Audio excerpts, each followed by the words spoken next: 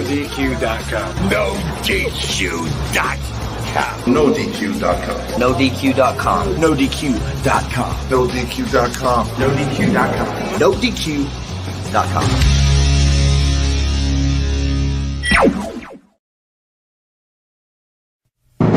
The Jeff Meacham Network's Multiverse of Media. For over 15 years, the recognized symbol of excellence and the standard bearer in coverage of sports and entertainment.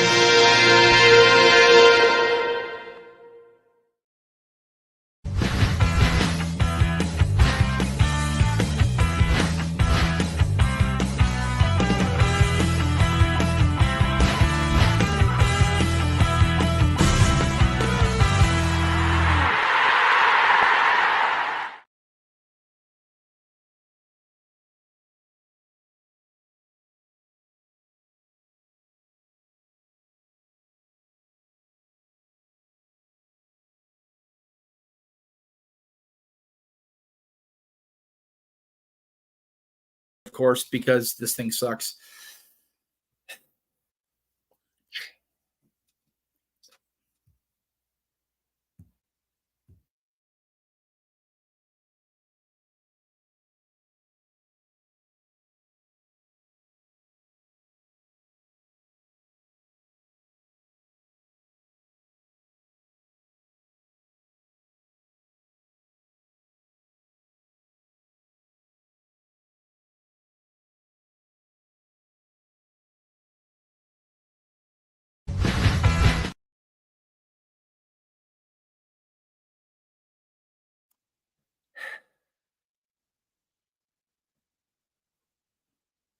Am I on? Can everybody hear me now?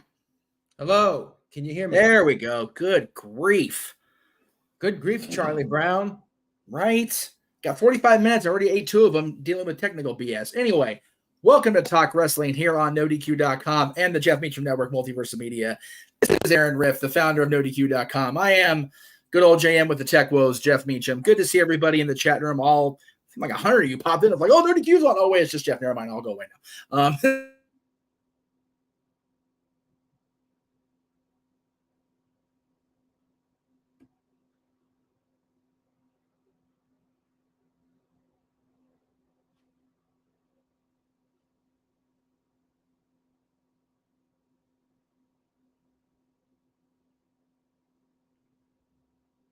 Hello, everyone. Can you hear me? Chat room, can you hear me? Let me know if you can hear me. If you can hear me, Jeff, you there? I'm here now, I think. I don't know. All right. Well, if you go mute again, I'm just going to hijack the show and take it over so you can figure it out. It's on your channel, too, so screw it. We're live, pal. God. We're live, pal. Okay. So let's go ahead and get into this really quick since we've got even less time than we did going in.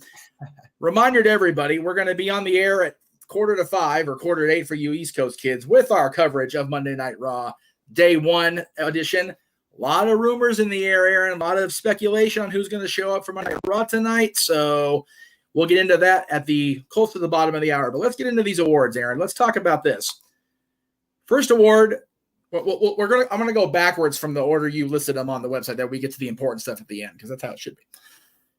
SmackDown gets Weekly Show of the Year. This one actually surprised me because people have been so critical of the reign of Roman Reigns, but that's been the primary focus on SmackDown. Were you surprised at this vote? Not at all. SmackDown won last year, and I fully expected it to win this year. I think that AEW Dynamite has gone down a little bit, and Monday Night Raw has gone up, but it's still a 3-hour show, and at times it's a chore to watch. But Raw has improved. However, SmackDown, 2 hours. You've had the Bloodline. You've had the Rise of LA Knight. To me, it's a no-brainer. I was not surprised whatsoever. That's fair. And, you got people in the chat room saying the same thing. 3.7 million. SmackDown was better. Easy win, according to King Mike. So SmackDown is amazing always, according to Mr. Mansfield. Mr. Mansfield got roasted quite a bit on the show yesterday, so we appreciate Josh being here. How did NXT do? That's a good question. I know it wasn't I think Dynamite did better in NXT, if I remember right, Aaron. So that surprised me because Dynamite has criticized as it's been, still did better numbers. You know what? Let me go ahead and pull up the actual results, and I can tell you exactly what the percentages were. So if we're working backwards, let's take a look at the weekly show of the year. Raw was second, Dynamite third, NXT fourth, Impact Wrestling fifth, and Collision last. Impact beat Collision. Wow. As much as DQ doesn't cover Impact Wrestling, soon to be TNA Wrestling again, that's very telling how irrelevant Collision became once the departure of CM Punk was a thing. So just, wow. That surprised me. I'm not going to lie. This next one, not so much of a surprise. And I'll say that because I was there for this title change. Sami Zayn and Kevin Owens winning the tag team championships at WrestleMania 39. Aaron, you and I went to PWG shows so many times over the years, watched these two guys come up through the PWG roster, if you will, going out there wearing PWG colors on the gear and having them have that moment inside SoFi Stadium.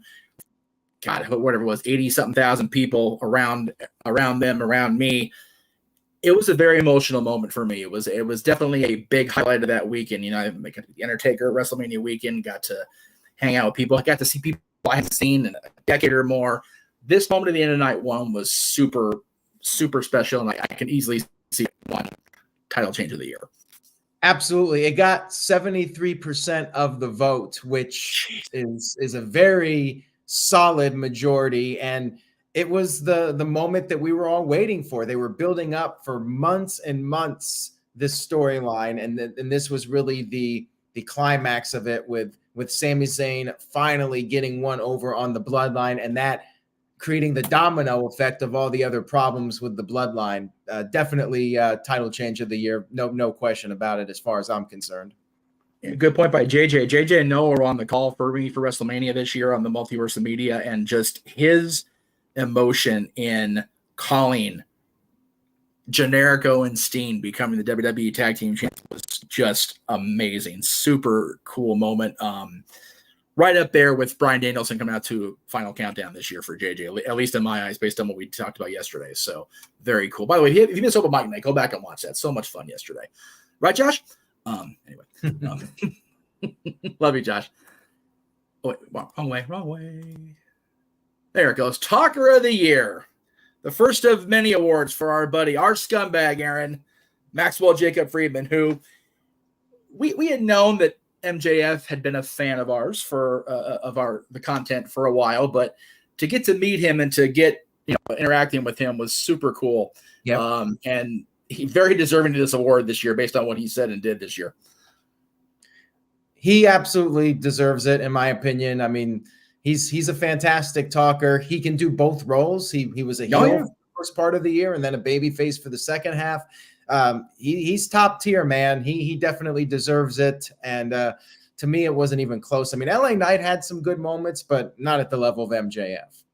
No, not at all. And it just, you mentioned that he fills both roles so masterfully. I thought I had it loaded in the room here. I don't, obviously, just because that's the way my day is going. So we'll go ahead and let's see where they're at here real quick. Since we're more than 5 minutes in, I'm going to go ahead and play. We'll play the bigger one. It's stuff like this while he won Talker of the Year, folks. You're live in OG Collective. I'll take it from here. Ladies and gentlemen, just in case you're deaf, dumb, blind, stupid, or since you watch Jeff Meacham programming, probably a little poor. My name is Maxwell Jacob Friedman. I am the longest reigning AEW World Champion and the best professional wrestler on the fucking planet. And if you want to listen to the best professional wrestling journalist, broadcaster, commentator, fat guy, you need to check out Jeff Meacham's channel. He is far superior to Aaron Rift's. When I was in middle school and I wanted to watch the Monday Night Raw review, every single time I watched Jeff Meacham, No DQ, YouTube, every week. He's very good at his job. He is as intelligent as he is fat. Thank you. That's a lot. And that's a lot. Yeah, there is that, folks. There you go. But lest we forget, there was another one. Josh, I mean, since you brought it up in the chat, I mean, we'll go ahead and play that one too. We're getting ready to leave, but Max insisted that he talk to I got to talk to Josh Mansfield real quick. Josh, you've never seen Mary Poppins? What are you, a fucking piece of shit? Grow up. And also, the Meltzer of the multiverse. I know. Who the fuck wants to compare themselves to another? How much of a mark do you have to be? You couldn't even pick a professional athlete. You went with a fucking journalist? Grow up, man. Fuck. Watch Mary Poppins or go kill yourself.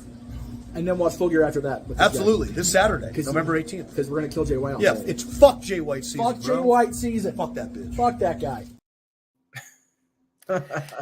Oh, can't say nothing else. He's very opinionated, that Maxwell Jacob Friedman. The kill yourself line is the icing on the cake there. Yeah, it's like, oh, when he said that, I thought, like, oh man, that's gonna get heat. People ate it up, so it's like, okay, whatever works. Oh, sweet Jesus. Anyway, so Max is our talk of the year. Congrats to Max on winning that vote. Very, very cool. I'm trying to catch messages, trying to do everything. I'm trying to be a one-man show here, so forgive me if I'm a little flabbergasted here. The next one was for that one we already saw, so we'll keep going backwards. Jesus Christ.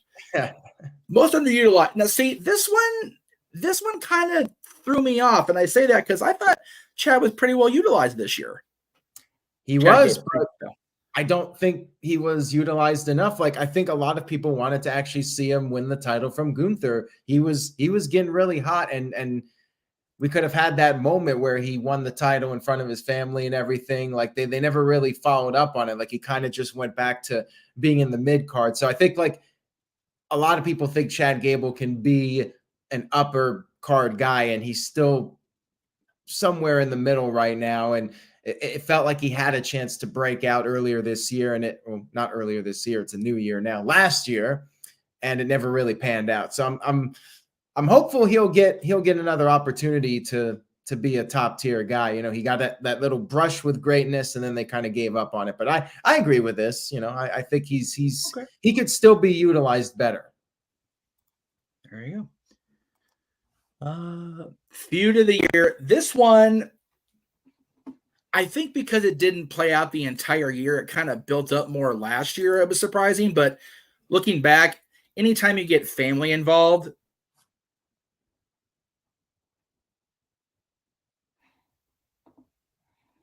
it's so real, so visceral that it's just so emotional. And, you know, seeing this play out again at WrestleMania, I got to see this play out live. It was just an amazing moment. I would say it's up there, but I was a little surprised that Roman Reigns versus Jey Uso did not win, considering that was a red hot angle they did in Saudi Arabia to set the breakup. And then you had the tag match and Jey pinned Roman, and then you had SummerSlam at Ford Field. Like that was an epic feud. And dare I say, even though he didn't beat Roman Reigns, I think that feud really elevated Jey Uso to truly be a main event level guy. Like, he comes out there, he gets those reactions that only your top tier guys get. But yeah, Dominic and Ray, very entertaining. And, you know, I'm not surprised it won, but, you know, I was a little surprised that it wasn't like neck and neck. I think this won by a pretty decent amount. And it is deserved, though. Like, it was a very entertaining feud. What I found interesting is the next one. Little Dominic Mysterio. Who'd have thought back in 2005 we were still doing XMV and covering the I'm your poppy angle, that Dominic Mysterio would be winning a NoDQ.com year-end award, especially for heel of the year. Holy crap.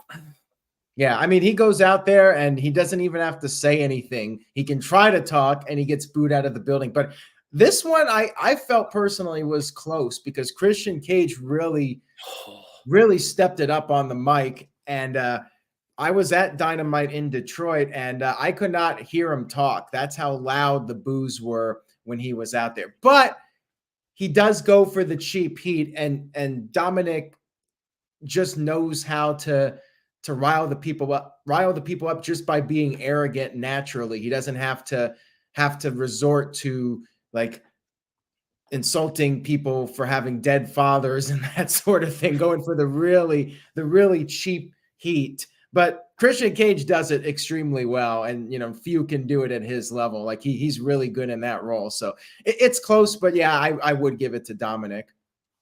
It's a good point by Josh. Dominic Mysterio got the assignment of CM Punk's first match back in the company after being gone nearly a decade in the Garden, no less. That's very, very telling. That match also happened Saturday night at the Forum. So, just very, very cool. And hard to argue with JJ that Dom's been the overall MVP of WWE for this year, just with all the work he's done and the amount of improvement he's made in the last 12 months. Just unbelievable. This one, I never thought he'd be giving out this award for MJF, but there he is. He's our scumbag, and he's the baby face of the year. My goodness. I'm a little surprised by this one, and I'll tell you why. Not that MJF isn't great at what he does, which he is, but some people have crapped on the babyface turn, thinking he's gone soft, and I feel he's done a really strong job in that role and coming out there and making you feel sympathetic towards him. I think he's great in whatever role he does. The thing, though, is he did turn closer to the end of the year, maybe summer with Adam Cole. That was when the turn really went down. Cody, on the other hand, has been the top babyface of the company for the entire year, going back to the Royal Rumble with his comeback, main eventing WrestleMania, and having that feud with Brock Lesnar. Cody's been the guy as far as babyfaces go, while MJF was a heel for the first half of the year. So love MJF, but I actually think I would have gone with Cody here, but he won it. So there you go. I think that tells you something. There were some people criticizing MJF as a babyface, but hey, he got the vote. So some people like it. There you go. It's the power of the microphone and the power of Max to be able to, get into the hearts of not just the no DQ, but the entire wrestling world. Very cool. Very happy for Max there. This one did not surprise me, man. Everybody and their mother just does that big reaction. Whoa, whenever he comes out, to the point of JJ, who's in the chat, God bless him. His daughter just now gave him permission to do the entire song and not just the whoa-whoas. So there you go. I mean, it's all subjective, especially this category. It's just your own taste. But yeah, I mean, it's iconic. That song is great. It's perfect for Cody. And the crowd is now singing the lyrics to the song, not just the whoa. I mean, it's remarkable. Seth Rollins has, a song that has been part of his gimmick, but it is repetitive and it gets old. So yeah, I agree with this one. I think Cody is the right choice. I think if Cody's song hadn't been around the entire year, I think Rollins would have been in better contention. I'll tell you what, I was at WrestleMania when Rollins came out to face Logan Paul. That the embellished entrance of both him and Roman Reigns with the piano with Roman and the guy conducting for Rollins was just next level hysterical. So, I thought they were both good. But yeah, nobody's going to touch Cody's. I think had Punk come back earlier, it would have been a different discussion. Right. But we'll see what happens in 2024. This one, I think there was no contest. The vote seemed closer based on what I saw than I thought it would be. But is there any bigger story in wrestling, Aaron, than not only WWE being out of the hands of direct McMahon control, but Vince pretty much not having any say? It's crazy.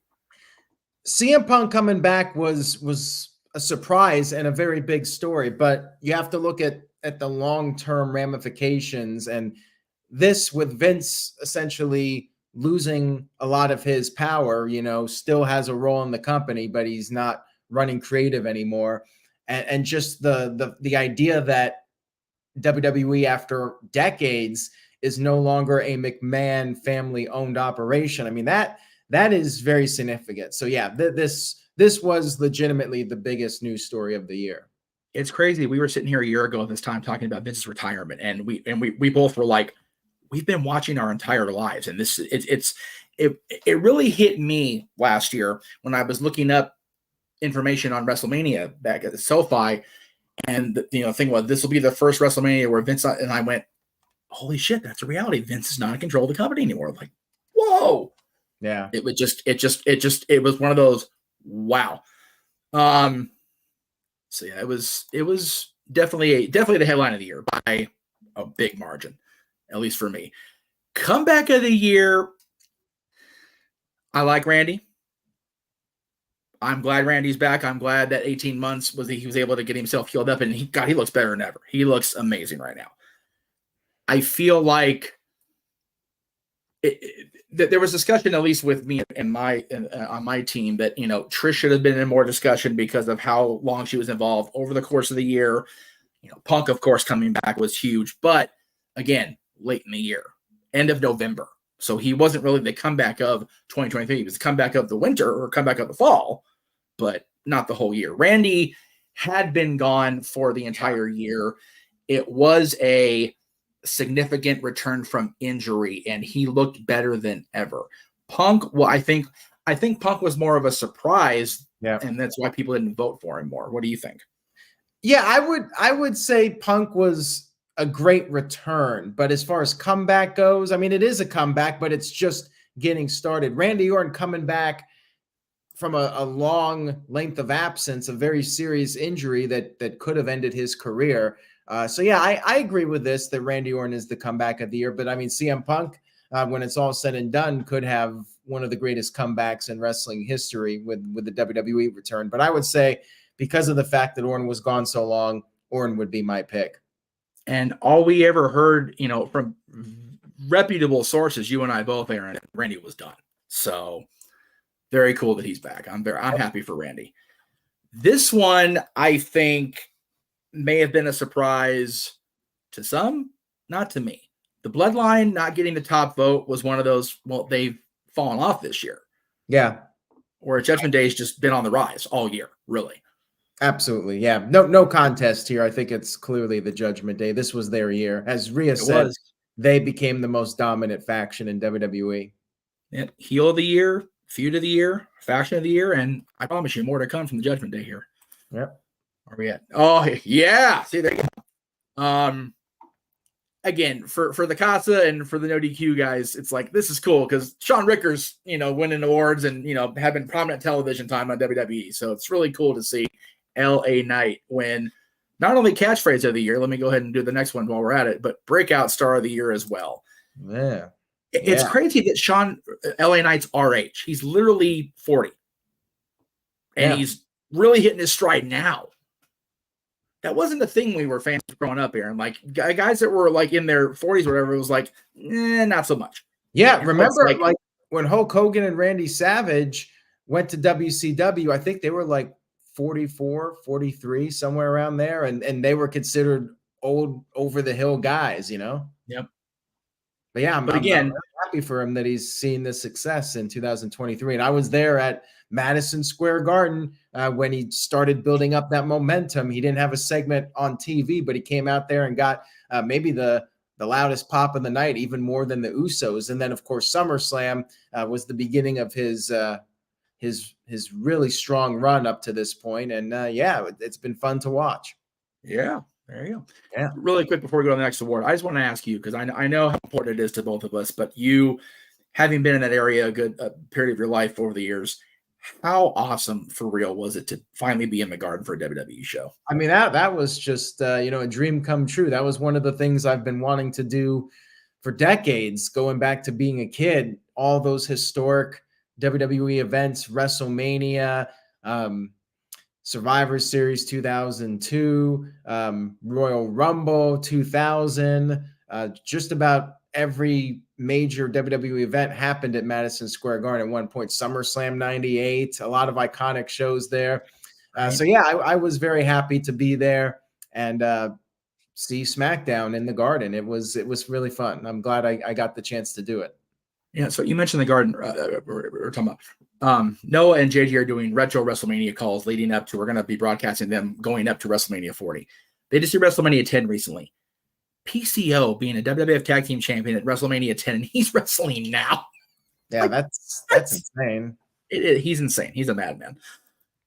This award, okay, I've been wanting to bitch at you for this years about this award. I'll tell you what.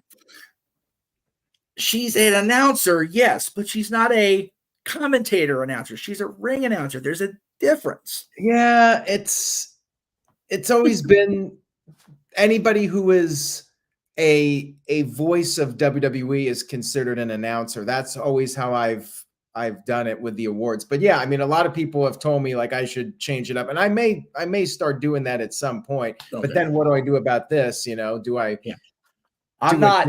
a new vote or what? You know, it's tough to say what I should do.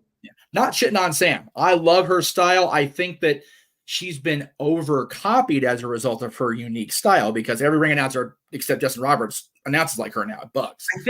I think the problem maybe is that when I started the awards, you know, there weren't a lot of announcers that were ring announcers that were considered up for contention or, you know, enough to make a full poll out of. You know, I like to do like six people in the poll, and you know, there were limited options, especially with WCW and ECW going under around the time I started doing the awards. So yeah, just kind of like I clumped them all together, and it's just been that way. And I think this might have been the first time. Like I feel like there were years where like Justin Roberts was in the mix with Michael Cole and so on and so forth. But I think this is actually the first time that the ring announcer won over the commentators. Well, that just shows how popular she is. I mean, there's more memes and TikToks or whatever you want to call it about her because she's just so unique. And like I said, she's been overcopied. There was a question in the chat room, so I'm going to go back to the previous award here. Give me 1 second. There it is. Psycho Jet Black with $5 super chat. Thank you, Psycho. Appreciate that. We'll do this really quick. Who do we think is the next Max Dupree? Because that's what LA Knight had before the Max Dupree gimmick, as in a guy who's very talented, but saddled with a crappy gimmick, but can still be a major star. Well, that guy in NXT who does the Bray Wyatt like gimmick, Joe Gacy. Joe Gacy, yeah, maybe him. I think that I think he's at least in NXT wise, unless they really just flip the switch on him, he's too far gone character wise to salvage it. But you know, Max Dupree was a horrible character, and look at Sean now. So I don't know. See, I like to think nobody's unsavable, but man, Joe Gacy's been a hard sell, especially taking the Grizzly Young Veterans away from him, and now they're going to be an Impact or TNA next week, taking Ava away from him, and she's now like the head of the women's division. So it's going to be a hard sell to get Gacy back on track. Speaking of LA Knight, also the finisher of the year with the BFT and blunt force trauma. I didn't lots to type out there. I didn't want to make it seem too small, but the BFT wins finisher of the year. A bit of a mixed reaction from people online. Like I saw some comments, people saying the move doesn't look good, and you know, you could argue that, but it's something different. And Cody Rhodes Crossroads. The problem is Cody has to hit it like 3 times or more to win matches, it seems. With the BFT, it's like a one and done. You know, he hits it and game over. And I don't think anybody's kicked out of it. I think they protected his finisher with Roman, as a matter of fact. Yeah. And, you know, Roman didn't actually kick out of it. So, yeah, I think it's the right call. I think people have such an affinity for the stunner, the RKO, the diamond cutter, that it's so similar that people just latch onto it. So, yeah, I sound like the founder of that move too, the way I'm talking today. So forgive me in advance. I'm on the air. Quiet. Nope. Where was I? There we go. Anyway. Pay-per-view of the year, WrestleMania. No surprise there. WrestleMania almost always gets this vote, and WrestleMania was so solid this year. Yeah. As long as WrestleMania doesn't suck, I think it's usually going to be your best bet for pay-per-view of the year. I mean, it's the Super Bowl of wrestling. It's the greatest spectacle. WrestleMania is in a league of its own. And because of that, I would say that it is the pay-per-view of the year just for being that spectacle. Was it top to bottom the best card of matches?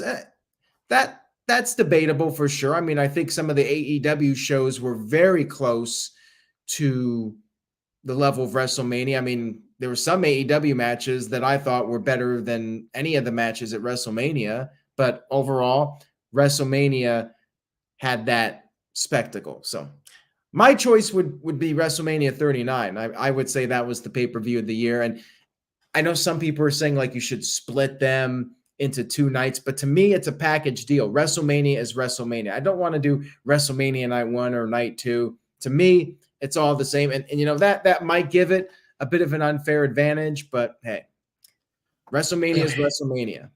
It is. WrestleMania is always it's you know, like Vince's dad always said, the Garden will always be the Garden. WrestleMania will always be WrestleMania, and it was such a solid effort from the company this year, both nights. People kind of crap on the finish, you know, whatever. But what do you think?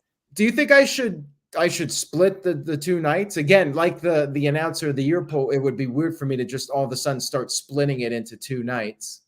I think it's different because it's still advertised, it's still promoted as one gigantic event.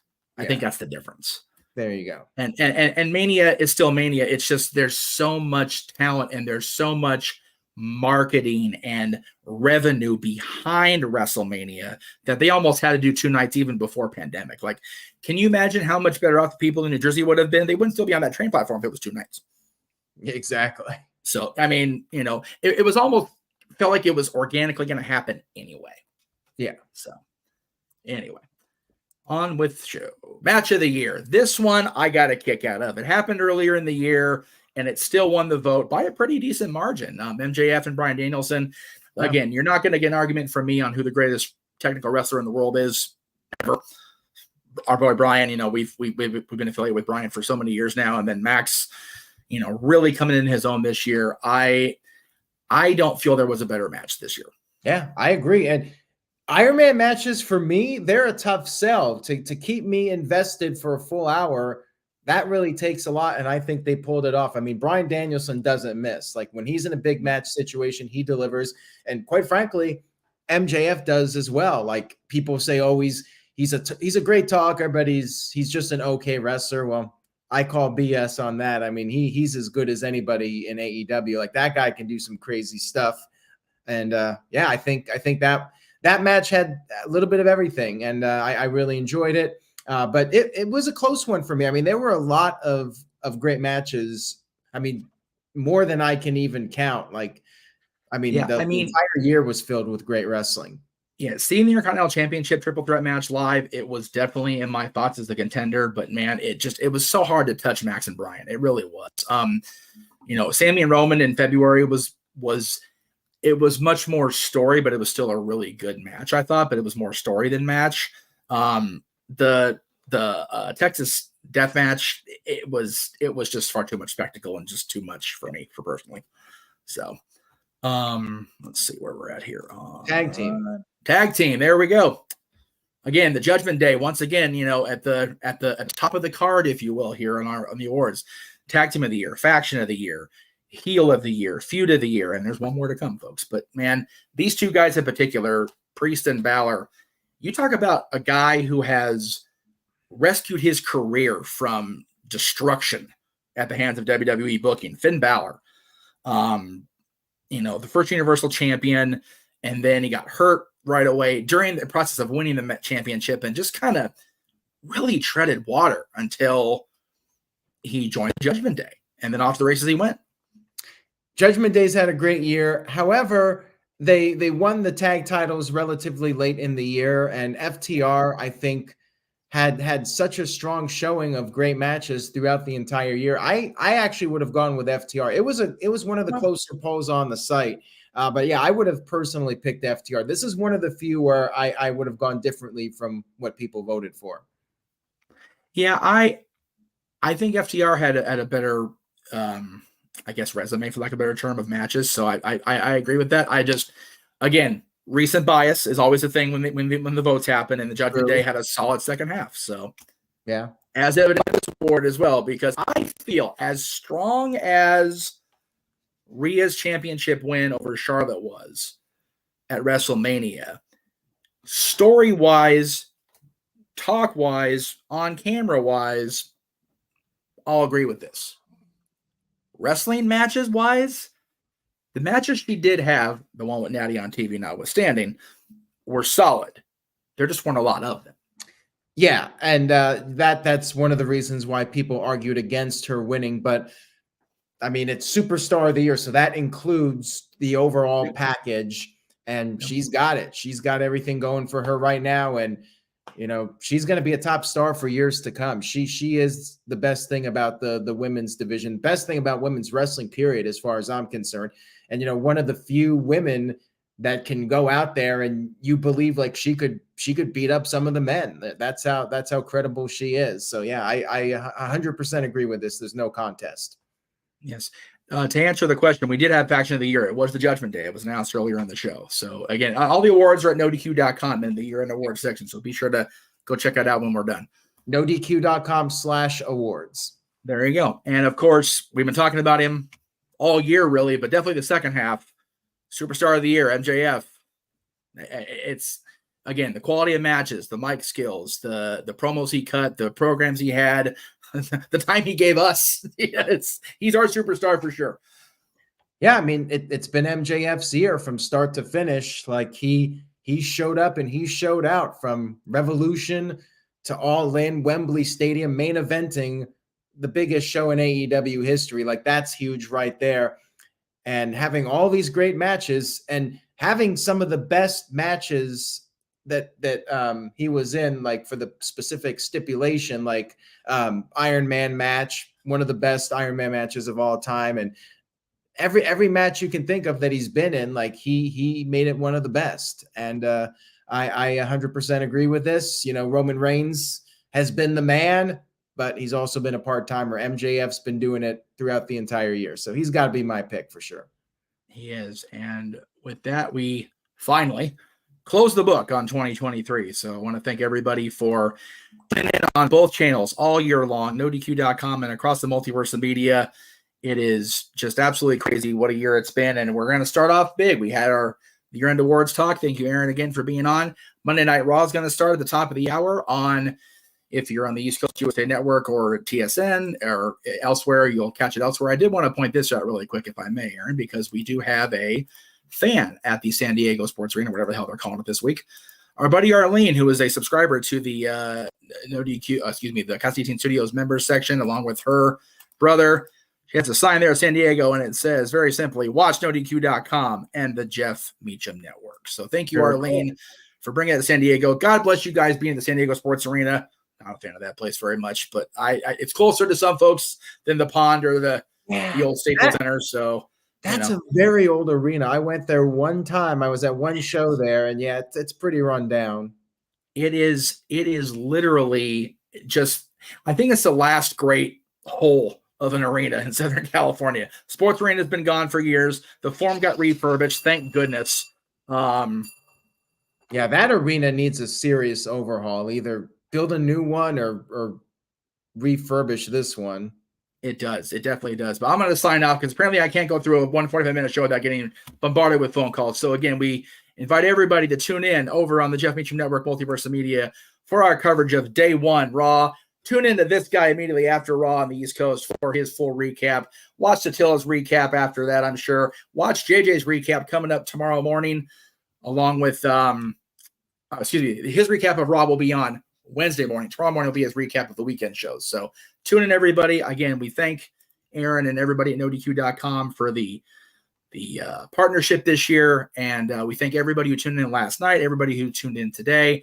We will see you guys all throughout the year right here across nodq.com and along the channels of the Jeff Meacham Network. Good night. NoDQ.com. NoDQ.com. NoDQ.com. NoDQ.com. NoDQ.com. NoDQ.com. NoDQ.com. NoDQ.com. The Jeff Meacham Network's Multiverse of Media. For over 15 years, the recognized symbol of excellence and the standard bearer in coverage of sports and entertainment.